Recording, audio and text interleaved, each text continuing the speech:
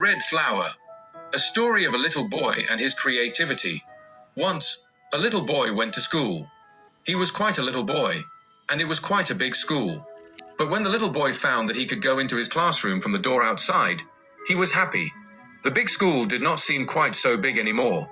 One morning, after the little boy had been in school for a while, the teacher said, "Today we are going to draw a picture."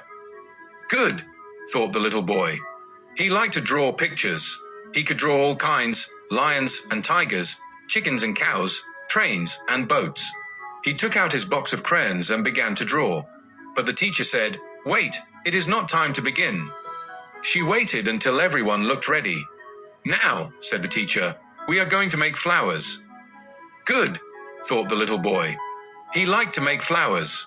He began to draw beautiful flowers with his pink, orange, and blue crayons. But the teacher said, "Wait, I'll show you how." She drew a flower. It was red, with a green stem. "There," she said. "Now you may begin." The little boy looked at the teacher's flower. Then he looked at his flower. He liked his flower better than the teacher's, but he did not say this. He just turned his paper over and drew a flower just like the teacher's. It was red, with a green stem. On another day, when the little boy opened the door from the outside all by himself, the teacher said, "Today, we are going to make something with clay." Good, thought the boy. He liked clay. He could make all kinds of things with clay, snakes and snowmen, elephants and mice, cars and trucks. He began to pull and pinch his ball of clay. But the teacher said, "Wait, it's not time to begin." She waited until everyone looked ready. "Now," said the teacher, "we are going to make a dish."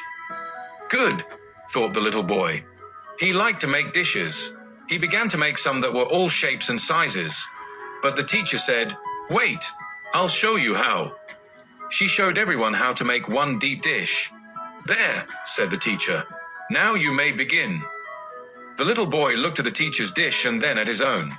He liked his dish better than the teacher's, but he did not say this. He just rolled his clay into a big ball again and made a dish like the teacher's. It was a deep dish. Pretty soon, the little boy learned to wait and to watch, and to make things just like his teacher. And pretty soon, he didn't make things of his own anymore. Then it happened that the boy and his family moved to another house, in another city. The little boy had to go to another school. This school was even bigger than the previous one. He had to go up some big steps and walk down a long hall to get to his room. On his very first day, the teacher said, "Today we are going to draw a picture." Good, thought the little boy, and he waited for the teacher to tell him what to do. But the teacher didn't say anything. She just walked around the room. When she came to the little boy, she said, "Don't you want to draw a picture?" "Yes," said the little boy. "How shall I make it?" he asked. "Any way you like," said the teacher. "And any color?" asked the little boy. "Any color," said the teacher. "If everyone made the same picture and used the same colors, how would I know who made what, and which was which?" "I don't know," said the little boy. And he began to draw a red flower with a green stem. The end.